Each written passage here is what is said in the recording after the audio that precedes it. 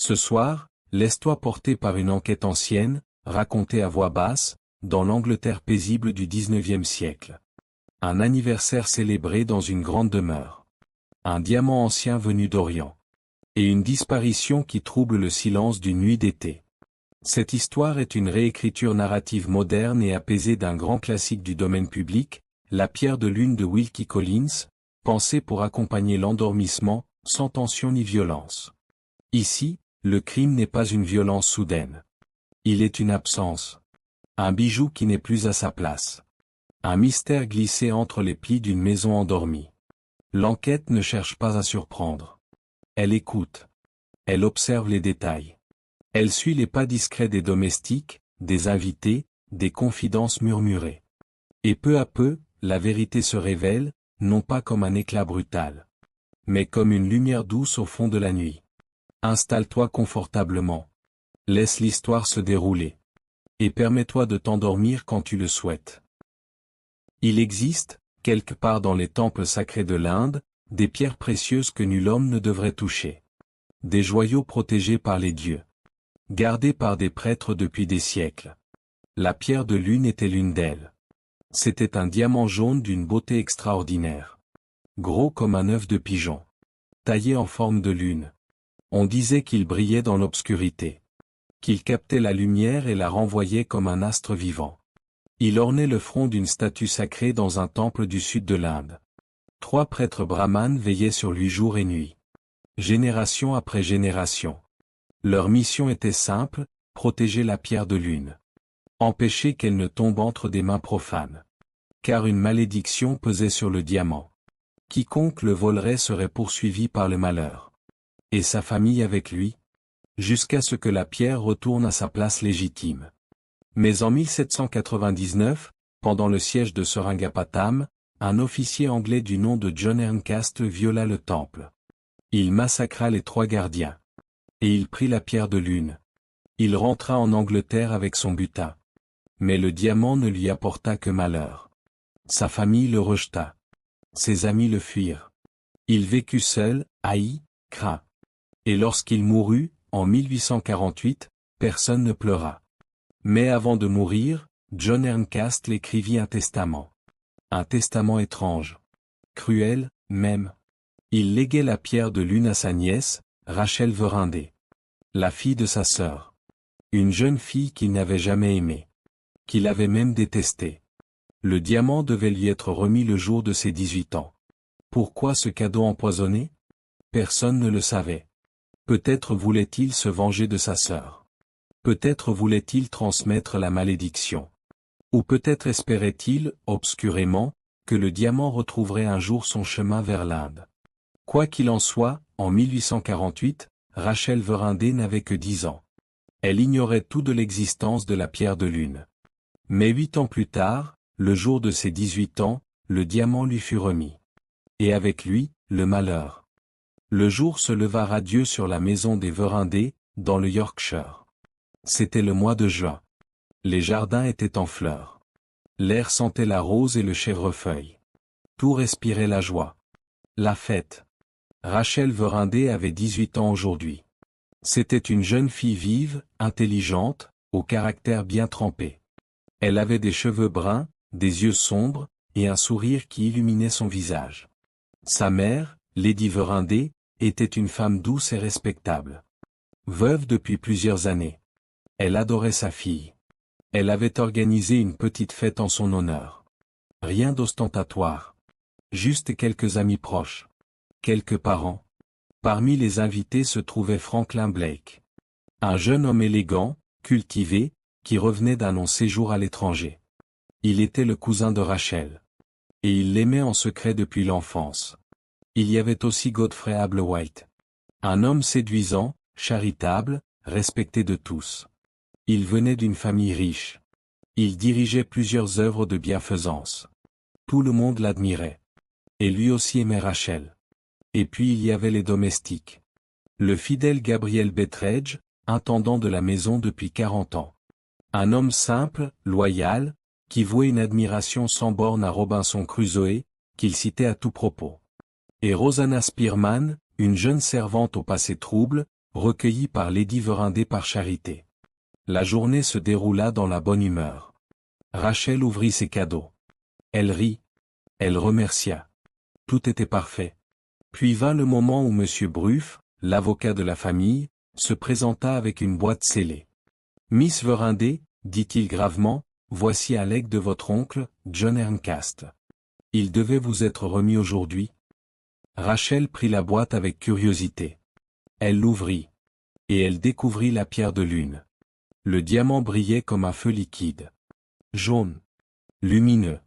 Hypnotisant. Rachel poussa une exclamation de surprise. « Mon Dieu! C'est magnifique !» Mais Lady Verinder pâlit. Elle connaissait l'histoire du diamant. Elle savait d'où il venait. Ce qu'il représentait. « Rachel, dit-elle doucement, je ne suis pas certaine que tu doives garder ce bijou. » Pourquoi? Il a une histoire. Une histoire sombre. Mais Rachel ne voulut rien entendre. Elle était jeune. Insouciante. Un diamant était un diamant. Elle le fit monter en broche. Et elle le porta toute la soirée. Franklin Blake la regardait avec admiration. Godfrey Ablewhite aussi. Mais Betteredge, lui, ne pouvait s'empêcher de ressentir un malaise. Il avait remarqué quelque chose. Quelque chose que personne d'autre n'avait vu. 3 hommes se tenaient près de la maison. 3 Indiens. Habillés modestement. Silencieux. Ils observaient. Ils attendaient. Betteredge les avait croisés dans le village quelques jours auparavant. Ils se faisaient passer pour des jongleurs. Ils proposaient des spectacles. Mais Betteredge avait vu leur regard. Froid. Déterminé. Ces hommes n'étaient pas des jongleurs. Ils étaient là pour le diamant. La nuit tomba. Les invités se retirèrent dans leur chambre. La maison s'endormit peu à peu. Seul le tic-tac de l'horloge du hall résonnait dans le silence. Rachel monta dans sa chambre. Elle rangea la pierre de lune dans un petit coffret sur sa table de nuit. Elle se coucha. Elle s'endormit, heureuse, inconsciente du danger. Mais à l'aube, un cri déchira le silence. Rachel se réveilla en sursaut. Elle regarda vers la table de nuit. Le coffret était ouvert. Le diamant avait disparu. Elle se précipita hors de sa chambre, le cœur battant. Elle appela sa mère. Les domestiques accoururent. Franklin Blake descendit les escaliers en trombe. Qu'y a-t-il? Que se passe-t-il? Rachel était livide. Elle tremblait. Le diamant. Il a été volé. Un silence stupéfait s'abattit sur la maison. Lady Verinder fit immédiatement fermer toutes les portes. Personne ne devait entrer ni sortir. Elle envoya chercher la police. Puis elle réunit tout le monde dans le salon. Les invités étaient là. Franklin Blake. Godfrey Ablewhite. Quelques autres parents. Tous avaient l'air choqués. Inquiets. Les domestiques aussi. Betteredge. Rosanna. Les cuisinières. Les valets. Tout le monde se regardait avec méfiance. Qui avait pris le diamant? Qui avait osé voler dans cette maison? Franklin Blake prit les choses en main. Il interrogea chacun. Il inspecta les chambres. Il chercha des traces. Mais rien. Aucun indice. Aucune effraction. Comment est-ce possible? Dit-il. Les portes étaient fermées. Les fenêtres aussi. Personne n'est entré de l'extérieur. Betteredge, lui, pensait aux 3 Indiens. Il en parla à Franklin. Ils étaient là hier. Ils observaient la maison. Je suis certain qu'ils sont impliqués. On les chercha. Mais les 3 hommes avaient disparu. Évanouis dans la nuit. Comme s'ils n'avaient jamais existé. Franklin se tourna vers Rachel. Rachel, es-tu certaine d'avoir bien fermé ton coffret? Rachel le regarda avec une expression étrange. Une expression que Franklin ne comprit pas. Oui. J'en suis certaine. Quelqu'un est-il entré dans ta chambre pendant la nuit? As-tu entendu quelque chose? Rachel hésita. Puis elle secoua la tête. Non. Je n'ai rien entendu. Mais quelque chose dans sa voix sonnait faux. Comme si elle mentait. Comme si elle cachait quelque chose. Franklin la regarda longuement. Mais il ne dit rien. La police arriva dans l'après-midi. Un superintendant local. Un homme zélé mais peu subtil. Il interrogea tout le monde. Il fouilla la maison. Il ne trouva rien. Il faut faire appel à Londres, dit Franklin. À quelqu'un de plus compétent. Lady Verinder acquiesça. Elle connaissait un homme. Un détective de Scotland Yard. Un homme réputé pour sa perspicacité. Le sergent Cuff. En attendant l'arrivée du sergent Cuff, l'atmosphère de la maison devint irrespirable. Chacun observait l'autre avec méfiance. Les invités évitaient de se croiser. Les domestiques chuchotaient dans les couloirs. Plus personne ne se faisait confiance. Godfrey Ablewhite fut le premier à être soupçonné. Pas ouvertement. Mais les regards se tournaient vers lui. Il était endetté, disait-on. Il avait besoin d'argent. Et il avait été l'un des derniers à quitter le salon la veille au soir. Godfrey le sentit. Il en fut blessé. Profondément blessé.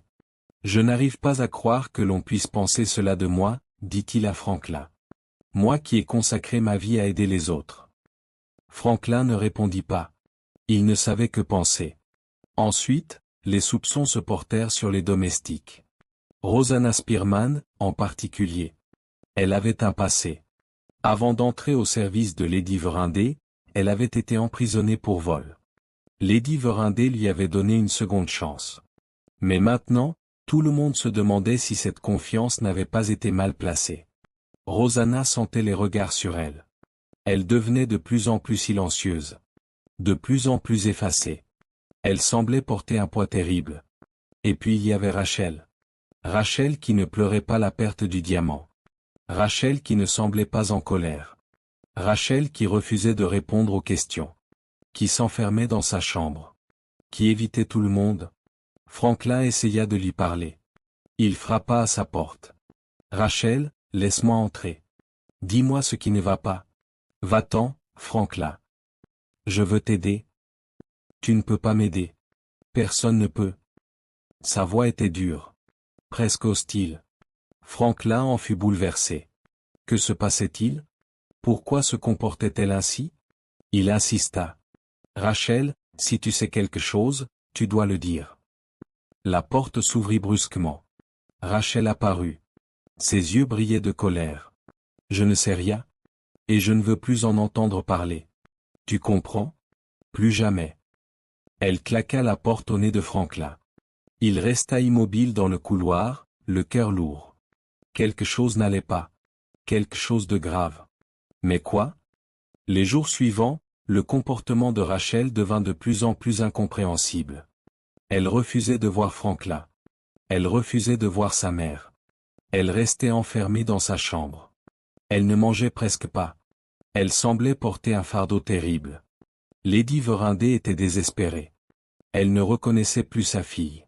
Cette jeune fille joyeuse, vive, avait disparu. À sa place, il y avait une ombre. Une étrangère. Rachel, ma chérie, dit-elle un matin en entrant dans sa chambre, parle-moi.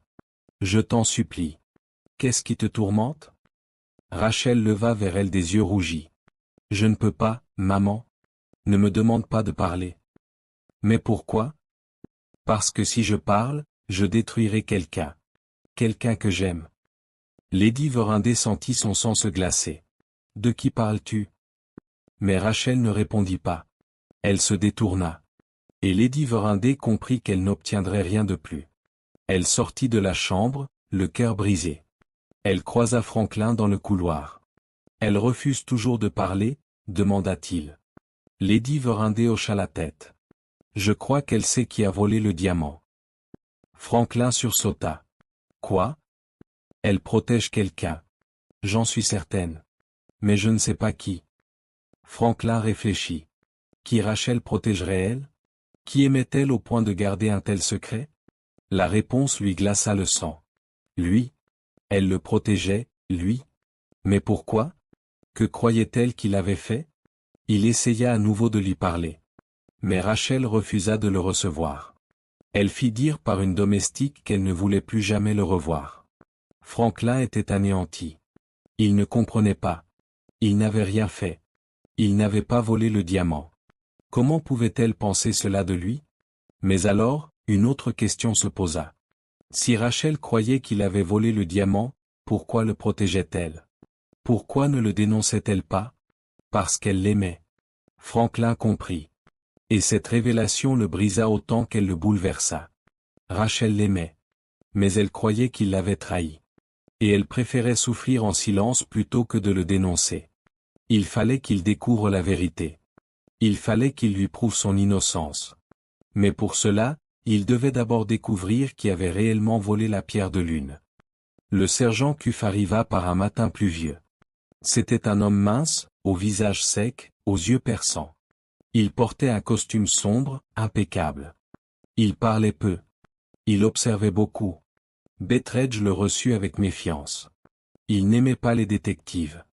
Il fouinait partout. Il posait des questions indiscrètes. Mais très vite, il dut reconnaître que le sergent Cuff était différent. Il ne brusquait personne. Il ne faisait pas de grands discours. Il regardait. Il écoutait. Il réfléchissait. Cuff visita la maison. Il examina la chambre de Rachel. Il étudia le coffret. Il interrogea les domestiques. Puis il demanda à voir Franklin Blake. « Monsieur Blake, dit-il calmement, racontez-moi tout ce que vous savez. » Franklin lui raconta. Le cadeau. La fête. La disparition. Les soupçons. Et le comportement étrange de Rachel. Cuff l'écouta sans l'interrompre. Puis il hocha la tête. Miss Verinder protège quelqu'un. C'est évident. Oui. Mais qui? Cuff ne répondit pas immédiatement. Il regarda par la fenêtre. Il observa les jardins. Les allées. Les serres. Les roses sont magnifiques, dit-il soudain. Lady Verinder a bon goût. Franklin le regarda, déconcerté. Que venaient faire les roses dans cette affaire? Mais Cuff se tourna vers lui. Et son regard était sérieux. Monsieur Blake, cette affaire est plus complexe qu'il n'y paraît. Le vol du diamant n'est peut-être pas ce que nous croyons. Que voulez-vous dire? Je veux dire que le voleur n'est peut-être pas celui que l'on pense. Et que les circonstances du vol sont peut-être différentes de ce que nous imaginons. Soyez plus clair. Cuff soupira. Je ne peux rien dire de plus pour l'instant. J'ai besoin de vérifier certaines choses. Il passa les jours suivants à enquêter. Il interrogea à nouveau tous les domestiques. Il posa des questions sur Rosanna Spearman. Il la fit suivre. Et un jour, il annonça à Lady Verinder qu'il avait une piste. Rosanna Spearman sait quelque chose. J'en suis certain. Lady Verinder fut bouleversée. Rosanna? Mais c'est impossible. Elle est si dévouée. Si discrète. Justement. Trop discrète. Elle cache quelque chose. Cuff voulut interroger Rosanna. Mais la jeune fille disparut. On la chercha partout. On finit par la retrouver près des sables mouvants, une zone dangereuse près de la côte. Elle était morte. Noyée. Suicide, dirent certains. Accident, dirent d'autres. Mais Cuff ne croyait ni à l'un ni à l'autre. Il pensait que Rosanna avait été poussée à bout. Qu'elle avait pris ce secret avec elle dans la mort. Et que ce secret avait un lien avec Franklin Blake. L'enquête du sergent Cuff piétinait. Chaque piste menait à une impasse. Les 3 Indiens furent retrouvés à Londres. On les arrêta. On les interrogea. Mais ils ne savaient rien. Ou du moins, ils ne dirent rien. Ils furent relâchés faute de preuves. Godfrey Ablewhite fut également interrogé. Il se montra coopératif. Il répondit à toutes les questions. Ses comptes furent vérifiés. Il avait effectivement des dettes. Mais rien de compromettant. Et surtout, il avait un alibi pour la nuit du vol. Il dormait dans sa chambre. Plusieurs personnes pouvaient en témoigner. Les domestiques furent passés au crible. Leurs chambres fouillées. Leurs affaires inspectées. Rien. Cuff commençait à s'impatienter. Il sentait qu'il passait à côté de quelque chose. Mais quoi? Un jour, en se promenant dans les jardins, il tomba sur une découverte étrange. Une chemise de nuit tachée. Cachée dans le cabanon des jardiniers. Il la fit analyser. Les taches étaient du vernis. Du vernis à peinture. Le même type de vernis qui avait été utilisé pour réparer la porte de la chambre de Rachel quelques jours avant le vol. Cuff chercha à qui appartenait cette chemise. Et il découvrit quelque chose de stupéfiant. Elle appartenait à Franklin Blake. Il confronta Franklin. Monsieur Blake, pouvez-vous m'expliquer comment votre chemise de nuit s'est retrouvée dans le cabanon des jardiniers? Franklin était abasourdi. Je n'en ai aucune idée. Je ne l'ai jamais mise là. Quelqu'un l'a-t-il volée? Je ne sais pas. Je ne m'en suis même pas aperçu. Cuff réfléchit. Puis il dit lentement. Monsieur Blake, est-il possible que vous ayez vous-même caché cette chemise sans vous en souvenir? Franklin le regarda comme s'il était fou. Que voulez-vous dire? Je veux dire, est-il possible que vous ayez agi sans en avoir conscience? En état de somnambulisme, par exemple? Franklin sentit le sol se dérober sous lui. Vous pensez que j'ai volé le diamant? Moi? Je pense qu'il est possible que vous l'ayez fait sans le savoir. Franklin secoua la tête avec véhémence. C'est absurde. Complètement absurde. Mais une petite voix dans sa tête lui murmura, et si c'était vrai? Franklin Blake refusait de croire qu'il avait pu voler le diamant. C'était impossible. Impensable. Et pourtant, plus il réfléchissait, plus les indices s'accumulaient. La chemise tachée. Le comportement de Rachel. Son refus de lui parler. Comme si elle l'avait vu faire quelque chose de terrible. Mais comment était-ce possible? Il ne se souvenait de rien. Absolument rien. Il décida de mener sa propre enquête. Il retourna à la maison des Verindés. Il interrogea à nouveau les domestiques. Il chercha des témoignages sur la nuit du vol. Et il découvrit quelque chose. Le soir du vol, Franklin avait eu du mal à dormir. Il s'était plaint d'insomnie. Et le médecin de famille, M. Candy, lui avait donné quelque chose. Une préparation. Pour l'aider à dormir. Franklin se souvenait vaguement de cette conversation. Mais il ne se souvenait pas d'avoir pris quoi que ce soit. Il alla voir M. Candy. Mais le médecin avait été victime d'une grave maladie quelques mois après le vol. Il était désormais diminué. Sa mémoire était défaillante. Franklin insista. Monsieur Candy, c'est très important. Que m'avez-vous donné ce soir-là? Monsieur Candy fronça les sourcils. Il cherchait dans sa mémoire embrumée. Je ne sais plus. De l'opium? De la morphine? Quelque chose de puissant? Monsieur Candy hésita. Puis il hocha lentement la tête. Oui. De l'opium. Une forte dose. Je voulais vous faire une surprise. Vous prouvez l'efficacité de mes préparations. Franklin sentit son sang se glacer. Vous m'avez donné de l'opium sans me prévenir? Je pensais bien faire. Franklin quitta la maison de M. Candy en état de choc. Tout s'éclairait. L'opium. Il avait agi sous l'influence de l'opium. Il avait marché dans son sommeil. Il avait pris le diamant. Mais pourquoi? Dans quel but? Il devait comprendre. Il devait reconstituer cette nuit. Il décida de tenter une expérience. Une expérience dangereuse. Il allait recréer les conditions de cette nuit fatale. Reprendre de l'opium. Dans les mêmes circonstances. Et voir ce qui se passerait. Il en parla à un médecin de confiance. Un homme de science. Le docteur Ezra Jennings, l'assistant de M. Candy. Ezra Jennings était un homme étrange. Marqué par la vie. Il avait les cheveux mi-blancs mi-noirs. Le visage ravagé. Mais ses yeux étaient d'une intelligence rare. C'est dangereux, dit-il. Mais c'est faisable. Ils préparèrent l'expérience. Ils reconstituèrent la chambre. Les mêmes meubles. La même disposition. Et Franklin prit la même dose d'opium. Puis il se coucha. Et il attendit. L'expérience fut un succès. Sous l'effet de l'opium, Franklin se leva. Il marcha comme un somnambule. Il ouvrit une porte imaginaire. Il prit un objet invisible. Et il le cacha. Ezra Jennings et les témoins présents observèrent, fascinés et horrifiés. Lorsque Franklin se réveilla, il ne se souvenait de rien. Mais les autres lui racontèrent. Et Franklin comprit. Cette nuit-là, sous l'emprise de l'opium, il était entré dans la chambre de Rachel. Il avait pris le diamant. Non pas pour le voler. Mais pour le protéger. Il se souvenait maintenant d'une conversation avec Rachel, la veille du vol. Elle s'inquiétait de la présence des 3 Indiens. Elle avait peur qu'il ne tente de voler le diamant. Franklin, dans son état second, avait voulu la rassurer.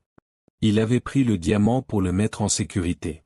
Mais ensuite, qu'était-il devenu? Franklin se souvenait vaguement d'avoir croisé quelqu'un dans le couloir. Quelqu'un qui lui avait parlé. Qui lui avait pris le diamant des mains. Qui? Il ferma les yeux. Il essaya de se concentrer. De faire remonter le souvenir.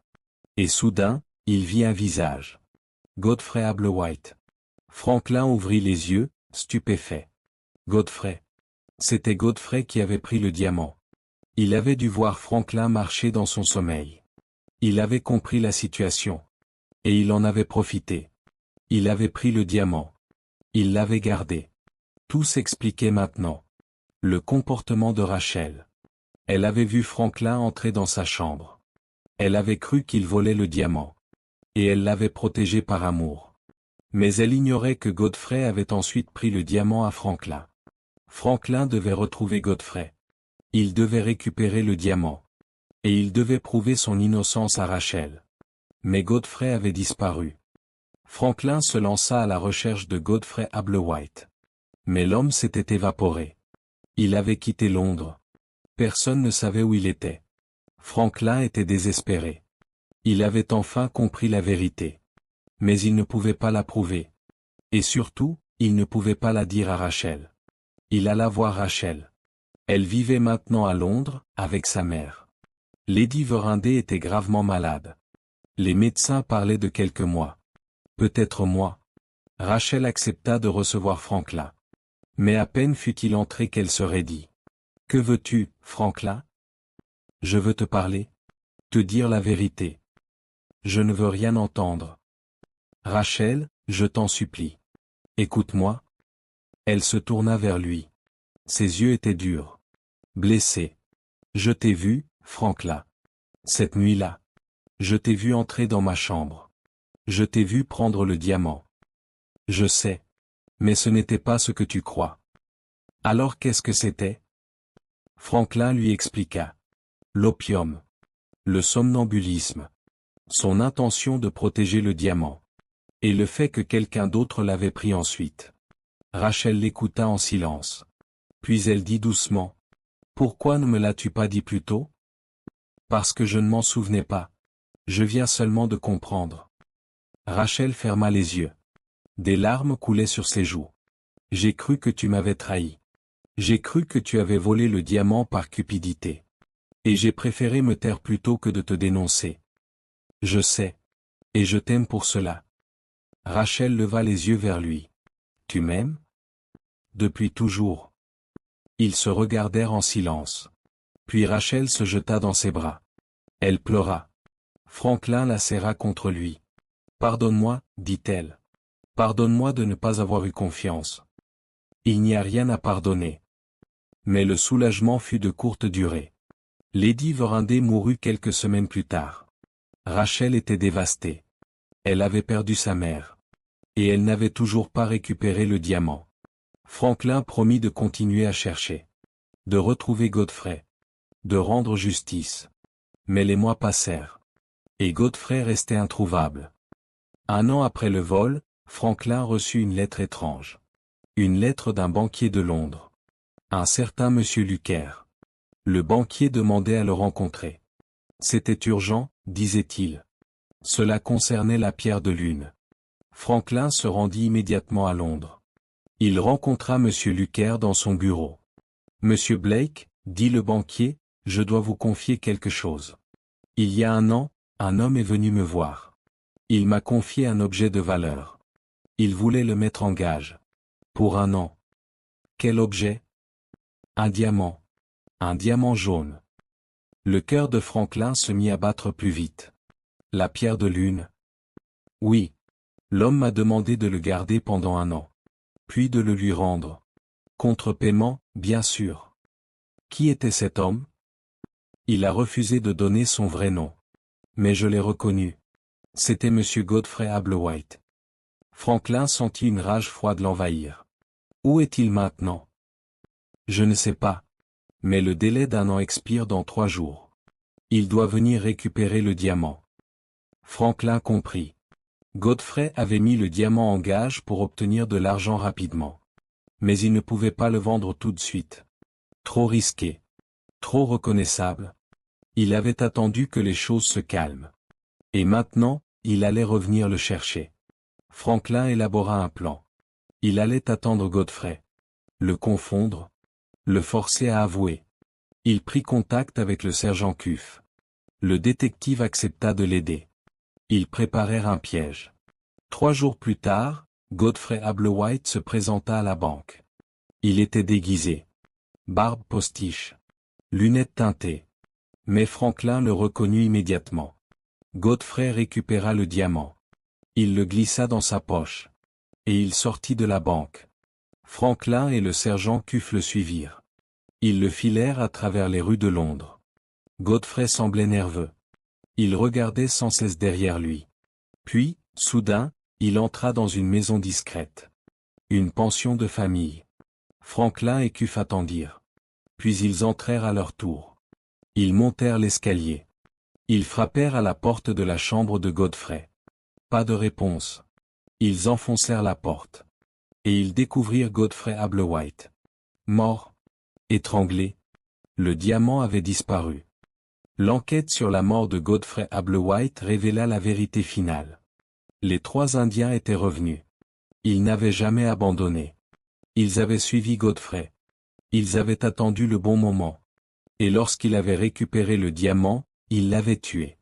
Et ils avaient repris la pierre de lune. Franklin et le sergent Cuff essayèrent de les rattraper. Mais il était trop tard. Les 3 hommes avaient déjà quitté l'Angleterre. Ils étaient en route vers l'Inde. Le sergent Cuff soupira. C'est fini, monsieur Blake. Le diamant est perdu. Mais Franklin ne ressentait pas de colère. Ni de frustration. Seulement un immense soulagement. Non, dit-il. Le diamant est rentré chez lui. Le sergent Cuff le regarda avec surprise. Vous ne voulez pas le récupérer? Non. Cette pierre a causé assez de malheur. Qu'elle retourne là d'où elle vient. Qu'elle retrouve sa place. Cuff hocha lentement la tête. Pour la première fois, il sourit. Vous êtes un homme sage, monsieur Blake. Franklin rentra chez Rachel. Il lui raconta tout. La mort de Godfrey. Le retour du diamant en Inde. Rachel pleura. Pas pour le diamant. Mais pour tout ce qu'ils avaient perdu. Le temps. La confiance. L'innocence. Tout cela pour un morceau de pierre, dit-elle. Oui. Mais c'est fini maintenant. Rachel le regarda. Et pour la première fois depuis longtemps, elle sourit. Oui. C'est fini. Quelques mois plus tard, Franklin reçut une lettre. Elle venait d'Inde. D'un missionnaire anglais qui vivait là-bas. Le missionnaire racontait qu'il avait assisté à une cérémonie étrange. Dans un temple du sud de l'Inde. 3 brahmanes étaient entrés dans le temple. Ils portaient un objet enveloppé dans un tissu de soie. Ils avaient déposé l'objet devant une statue sacrée. Puis ils s'étaient prosternés. Le missionnaire s'était approché. Et il avait vu ce que c'était. Un diamant jaune. Énorme. Taillé en forme de lune. La pierre de lune était de retour. Elle brillait à nouveau sur le front de la statue. Exactement comme 50 ans auparavant. Avant que John Erncast ne la vole. La malédiction était levée. Franklin montra la lettre à Rachel. Elle la lut en silence. Puis elle la replia. C'est bien, dit-elle simplement. C'est là qu'elle doit être. Franklin acquiesça. Il prit la main de Rachel. Et nous? Où devons-nous être? Rachel sourit. Ensemble? Franklin Blake et Rachel Verinder se marièrent 6 mois plus tard. Ce fut un mariage simple. Discret. Quelques amis. Quelques parents. Rien de fastueux. Ils n'avaient pas besoin de cela. Ils s'installèrent dans une petite maison de campagne. Loin de Londres. Loin des souvenirs douloureux. Franklin reprit son activité de voyageur. Mais cette fois, Rachel l'accompagnait. Ils parcoururent l'Europe ensemble. L'Italie. La Grèce. L'Espagne. Ils découvrirent le monde. Main dans la main. Le sergent Cuff prit sa retraite. Il s'acheta une petite maison avec un jardin. Il y cultiva des roses. Les plus belles roses d'Angleterre. Et chaque fois qu'il les regardait, il pensait à cette affaire étrange. à ce diamant maudit, et à la sagesse de Franklin Blake qui avait su lâcher prise. Gabriel Betteredge, le fidèle intendant, resta au service de la famille Verindé jusqu'à sa mort. Il écrivit ses mémoires. Il y raconta toute l'histoire de la pierre de lune. Et il les termina par une citation de son cher Robinson Crusoe. Ainsi finissent toutes les grandes aventures. Dans le calme. Dans la sagesse. Dans l'acceptation. Quant aux 3 brahmanes, ils retournèrent à leur vie de gardiens. Ils veillèrent à nouveau sur le diamant. Jour et nuit. Génération après génération. La pierre de lune ne quitta plus jamais le temple. Et c'était bien ainsi. Car certaines choses n'appartiennent à personne. Elles appartiennent aux dieux. Et aux légendes.